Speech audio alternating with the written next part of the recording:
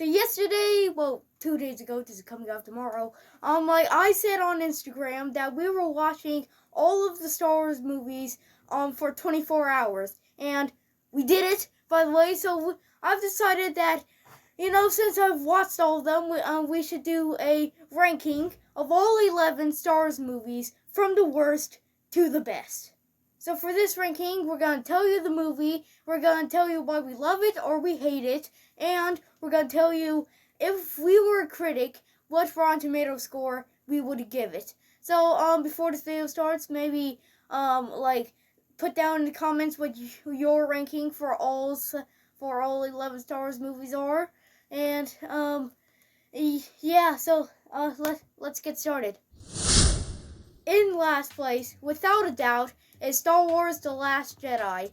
So when The Force Awakens came out, it was pretty good. It was originally my favorite. When I first watched it, I was like, this is incredible. So then I was so excited for The Last Jedi. And then it came out, and it took everything The Force Awakens set up and just threw it out the window. Everything didn't play out the way we wanted it to. I mean, when Rey gave Luke the lightsaber, I don't care about that. And then Snoke, they just kill him off. What's the point of even having him? You just killed him off. The story was all conjobulated, and just everything just didn't seem right. And just the Canto Bight scenes moved so slowly. It got so boring. While we were binge watching it, I went to sleep at that part because it was so boring and moved so slow. That's basically the entire movie. And there was no lightsaber fight. That is one of the biggest problems with this. No lightsaber fight. I mean, all we got was the throne room scene, and that was probably the only slightly good part of this movie. And they just killed off Luke in such a cowardly way. He just sits there and meditates, and then he dies. So Rotten Tomatoes score 48%. At number 10 is Solo: A Star Wars Story. So for this movie, basically what they did, they're answering all the questions that nobody asks. I don't understand. Only 10 people were just like, I wonder how Han Solo got the Millennium Falcon. I wonder how he met Chewie. I wonder how he met Lando Calrissian. I wonder if he was in a relationship before Leia. No, we don't care about that. We just, A New Hope is just great by itself. You don't need to put all this stuff on top of us. We don't really care about Han's origin. Sure, it's a little better to know about it, but, there's not much to know, and just everything about it is just also conjobulated. It's all over the place, and, the villain of this is not great. No, it doesn't. The villain's so awful.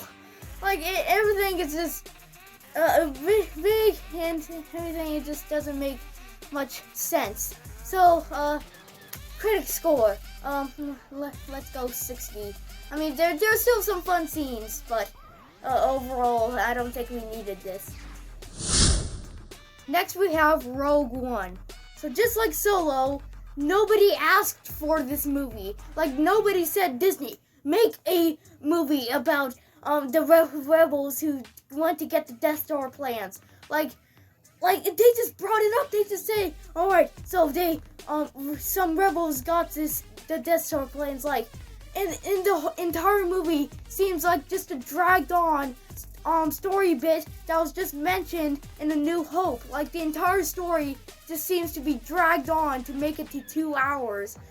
Everything about this, it was just weird because nobody asked for this movie, so they just went up and just made it. So I mean, it really was not terrible. There's a lot of cool and fun scenes in this. It wasn't horrible like The Last Jedi, but it's still pretty enjoyable to watch. Except it's just I'm just okay, this is another Star Wars movie. So Rotten Tomatoes score 63. At number 8 is Star Wars: The Phantom Menace. Now, a lot of people say that this is the worst Star Wars movie, and I wouldn't say it's the worst, but it definitely has a lot of problems, and I don't want to name it all out because that's its own video. Video titles, me complaining about the Phantom Menace. But like I see what they were going for, showing like a young little boy Anakin growing up, but like it just didn't really work for me. I mean, like you could probably take this movie out of the prequel trilogy, and the other two movies would still make sense. I would say, like just really, there's not much to really completely embrace and enjoy on this. Like Darth Maul was so underused. When I first saw it, I was like, oh, this is so cool. He has 2 blades, and then they just kill him. I mean, he's not dead. I mean, like, he showed up in Clone Wars and Solo, but they didn't really have a role much in it. So, critic score, 68. Next, we have Star Wars Attack of the Clones. Now, this is a movie that I actually somewhat enjoy. Like, there are a lot of, like, fun and cool scenes, like Obi-Wan versus Jango Fett, and, like, a bunch of others. Like, the Battle of Geonosis is incredible. But also, like, the story is also all cojobulated. Also, like, the other one, like, it's all over the place. And, like, the love scenes with Padme and Anakin, those are 2 people that should not go together. Like, Padme saw Anakin as a child, and now you're dating him.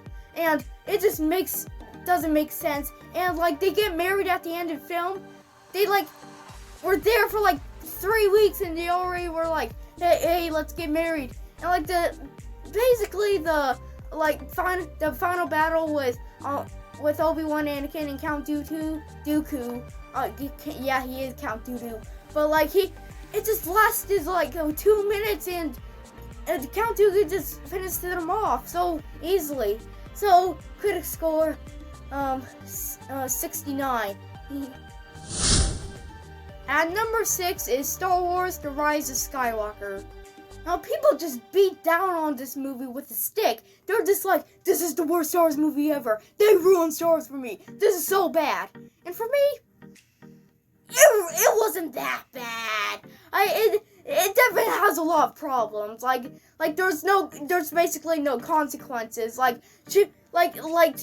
They just pull on her soul, and then it turns out, hey, they're okay. Like Chewie apparently died, but he's on another ship. C3PO will get his memory erased, but R2 has backup. Rey dies, but Ben heals her, and they just make up a bunch of force powers. Like, hey, you can suddenly heal people. Now, I'm not gonna ramble on about this problem thing because that's a whole video by itself. Another complaining about Rise of Skywalker. But my main problem with this is Palpatine. Why would you bring back Palpatine? What is going through your head to say, yeah, Palpatine died, but we can bring him back? And they never even explain it. They just say Palpatine's back, deal with it. And just everything about Palpatine just does the same thing. He does, he just builds a destroying thing. It didn't work out the first 2 times. Why do it again? Get a hobby, man. Don't just keep doing the same crap all over again. So tomato score, 72%. At number 5 is Star Wars The Force Awakens. Now, this is the part of the video where things start to get good. These are the movies that I love the most. Star Wars The Force Awakens, it actually was really good. I really enjoyed it. When I first saw it, again, I said that it was originally my favorite movie when I first saw it, and I rewatched it, and I kind of liked it a little bit less, but still, it's really fun, with all the Kylo Ren is actually a great villain, until they made him a thing in the other movies, and just all the sequences are so well paid off, and all of it, Han's death, it was pretty meaningful, actually. It was really, it really hit my heart, and yes, they brought him back in Rise of Skywalker, which is another jerk thing they did. It really is fun for all of it, and I really did enjoy this. So critics score 78. Next we have Star Wars: A New Hope. Now this took me forever to finally like. For years I would always say, this is such a boring movie. Why do people like this so much? It didn't take me until binge watching all the Star Wars movies to finally realize why people love this movie so much. Everything about it is really fun. About the cantina scene was well played out, and everything is just so fun. Like them on the Death Star, saving Princess Leia and all the things. And yes, sometimes now I now realize that sometimes it gets boring. Not many, but it really is a really fun movie that I don't know why I didn't like until now. And yes, the lightsaber fight did pretty much suck. It just looked like two old guys who just woke up and started fighting with their canes. But at least it had a lightsaber fight, unlike The Last Jedi. So critics score 80. Yeah, it really was good. And number 3 is Star Wars: The Empire Strikes Back. Now, most people say that this is the best Star Wars movie, and it is actually pretty good. All the whole sequence on Hoth and the whole sequence with Yoda training Luke on Dagobah is really cool and fun. The introduction of Yoda when he showed up, I laughed so hard when I first saw it, and I still laugh. It really is a really funny scene. And the fight scene between Luke and Vader is one of the best. I mean, it is so emotional, and then when Darth Vader reveals that he is his father, that is the most iconic Star Wars line of all time. It is quoted so much. So critics score. Let's put it at an 85. Our runner-up is Star Wars: Revenge of the Sith. So the prequel trilogy started off really slow, it started with Phantom Menace, and it just got a little better and better, and then to Revenge of the Sith, which is an incredible movie. I absolutely love this film. Really, I kind of do love movies that have the villain win, because it's more realistic. Not always does the thing go out in a happy ending. And everything about it, there are so many lightsaber fights, and some of them are kind of disappointing. The Mace Windu versus Palpatine was pretty slow. And the Obi-Wan versus General Grievous, that just went up quickly. But everything is so fun. The Battle of Mustafar, that is so cool. That is my favorite lightsaber battle of all time. All them jumping around and finally Darth Vader, Anakin becoming Darth Vader, and that first Darth Vader breath, breathe. I don't know, but anyway, really good film. 86. But at number 1 is Star Wars: Return of the Jedi. An incredible movie. That's the movie just summed up right there. An incredible movie. Everything is so well paced, and everything just works so well. The Jabba's Palace scene is so fun and cool and very creative and giving us a whole new cast of creatures and characters. And people say that they killed up Boba Fett in a cartoony way. I still don't understand why people like Boba Fett so much. I mean, sure he's a cool character, but he had 5 lines in it. And all of it, the Battle of Endor with all the Ewoks was really fun and creative, and the final battle with Luke and Vader was so emotional and so great.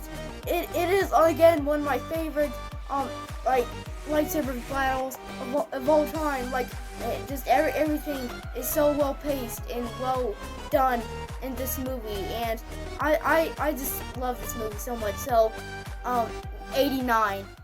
So that is my ranking of all 11 Star Wars movies from the worst to the best. So, I've already said this, but, like, do leave down in the comments what do you think is the best. Maybe your top 3. You don't have to rank the entire thing. But, like, I'll see you guys in the next video, whenever that's coming out. It's been a week since we posted. But, boom, goodbye.